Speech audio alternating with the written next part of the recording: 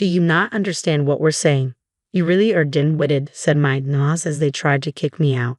I told you time and again not to leech money from our son. Disappear, you parasitic wife. Despite their harsh words, I decided to leave. Arguing seemed pointless. It might be enlightening for you to personally experience who the real parasite is, I murmured to myself. My name is M. I'm a 35-year-old office worker. Tom and I have been married for 3 years.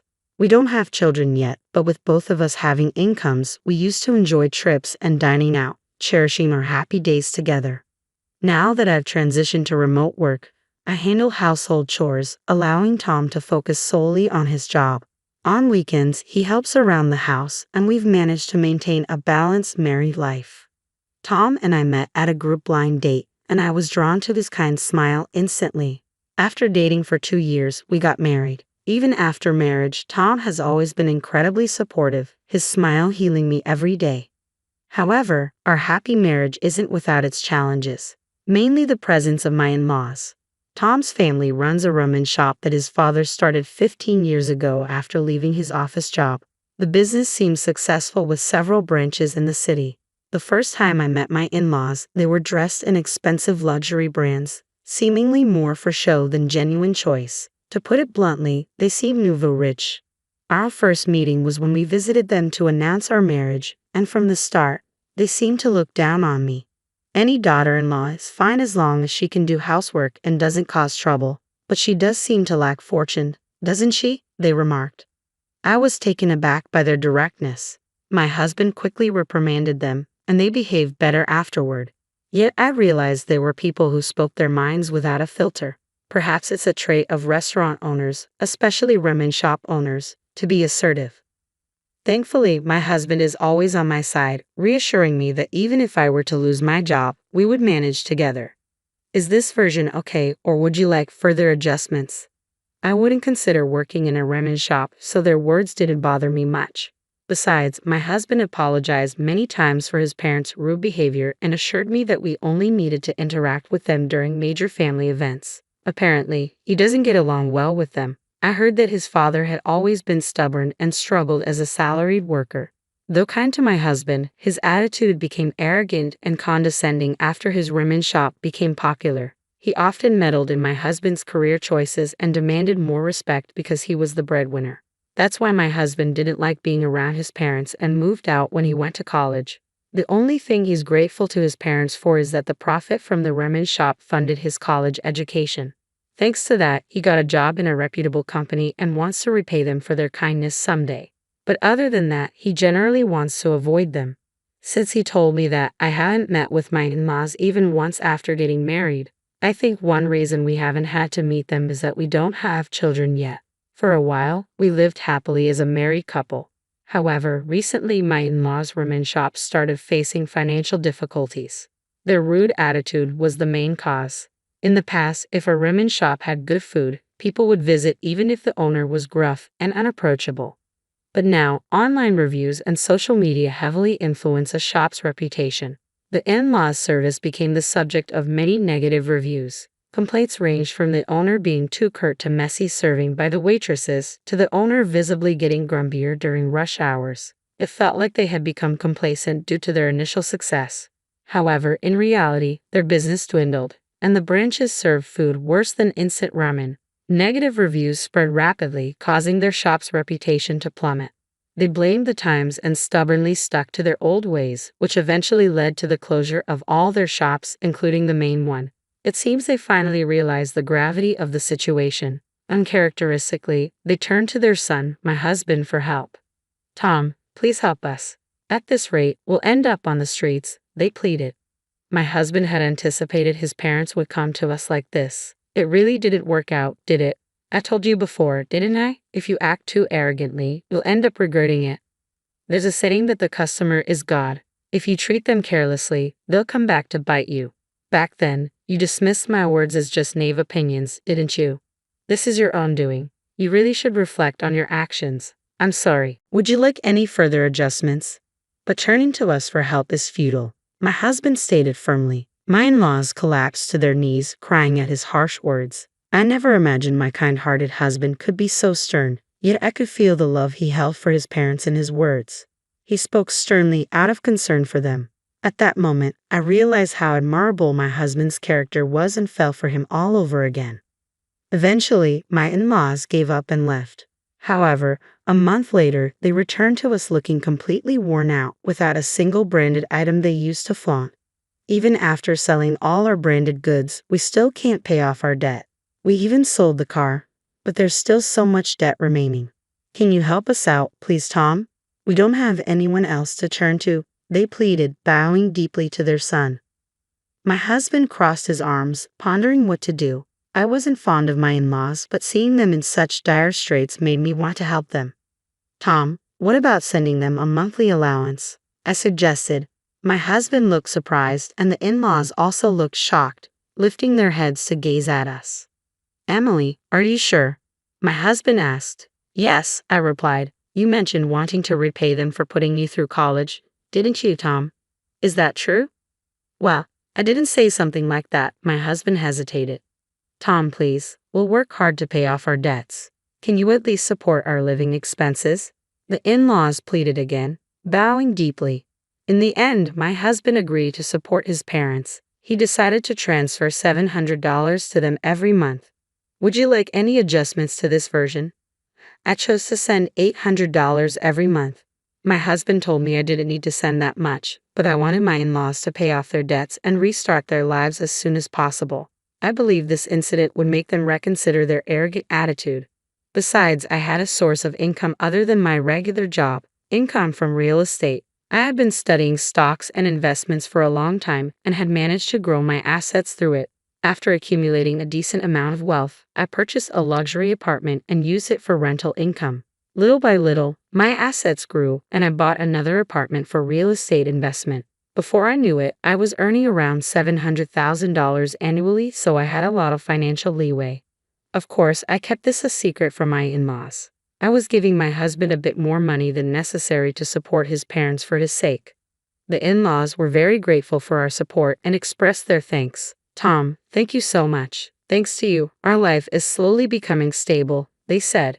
Seeing them express their gratitude made Tom visibly happy. I hoped that with this, they would find jobs and be able to repay their debts.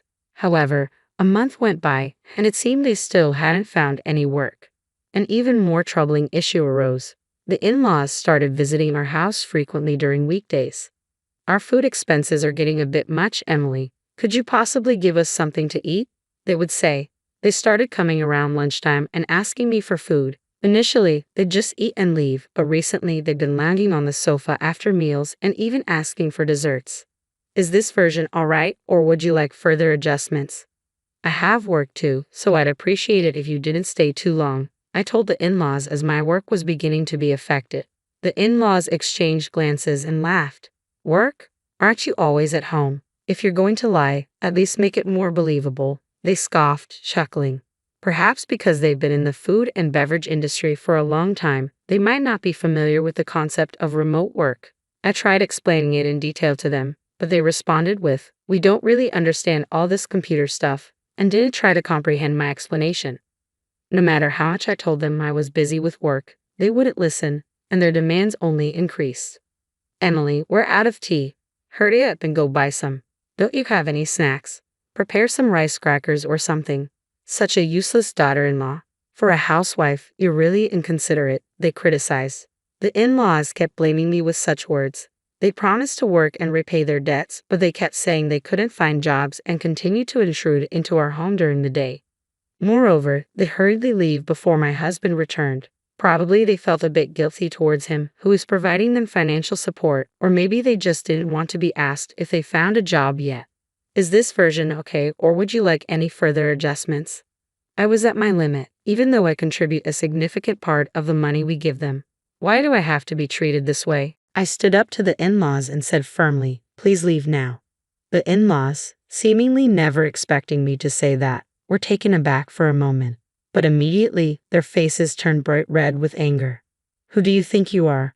A mere wife giving orders to your husband's parents?" they retorted.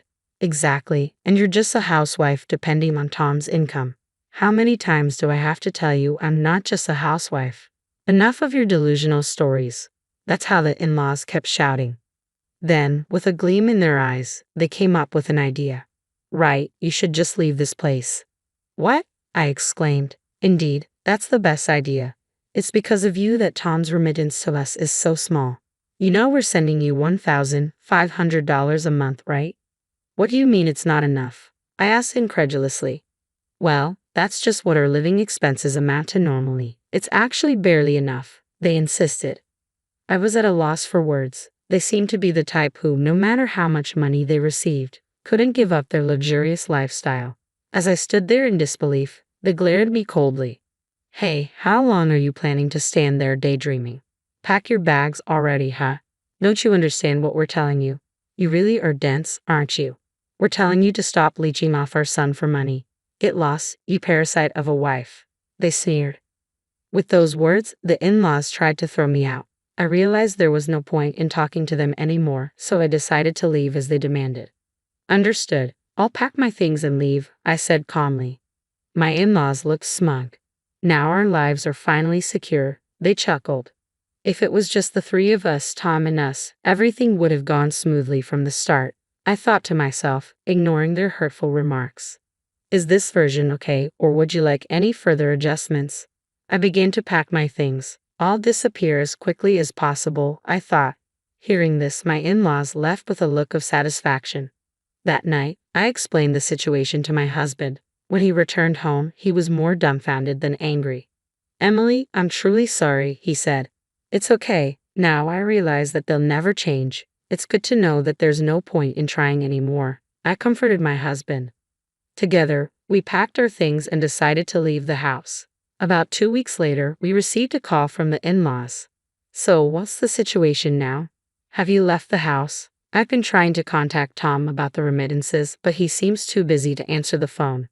We've already left, so you can rest easy. You won't see me in front of you anymore, I replied. Hearing this, I could hear my in-laws rejoicing on the other end. Ah, I see, haha. Finally, our son can get rid of the burden that was you. Haha, now with this, Tom's remittances will increase and our life will get easier, they chuckled. The in-laws seemed pleased as they continued their conversation. I sighed and responded sharply, You really had a lot to say about me, didn't you? It would be good for you to experience firsthand who truly fits the description of a parasite. As I said this, I could hear the in-laws getting angry again. With that attitude, you truly are a hopeless daughter-in-law. Well, you're probably not even our daughter-in-law anymore. You might as well live a poor and lonely life, they snapped. My in-laws were so deluded, I figured I'd just let them keep believing that. So I made some non-committal responses and hung up the phone.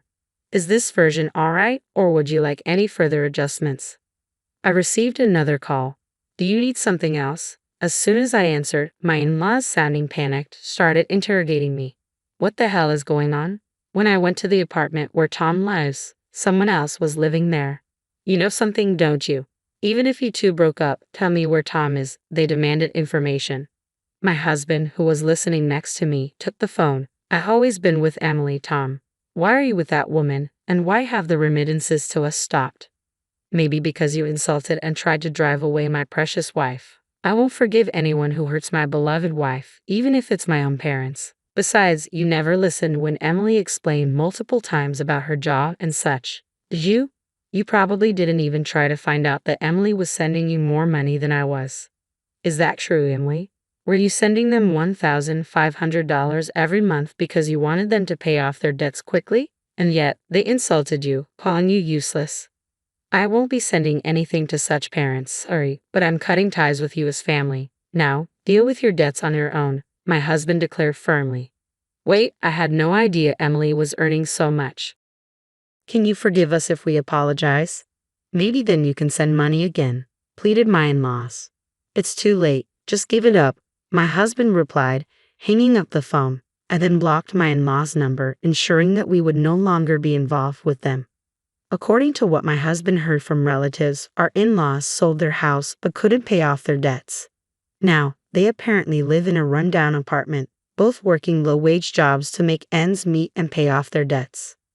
When they were successful with their ramen restaurant, they reportedly acted arrogantly towards their relatives. When they ran out of money, they seemed to have asked their relatives for help, but nobody assisted them. So, they are now completely isolated, living in absolute poverty. My husband and I have given them as much support as we could. We can't cover for them anymore. It's their own doing. I doubt they'll ever change their ways or attitude, so they might as well continue living this way. On the other hand, we continue to enjoy our time together as a working couple. A year later, I became pregnant.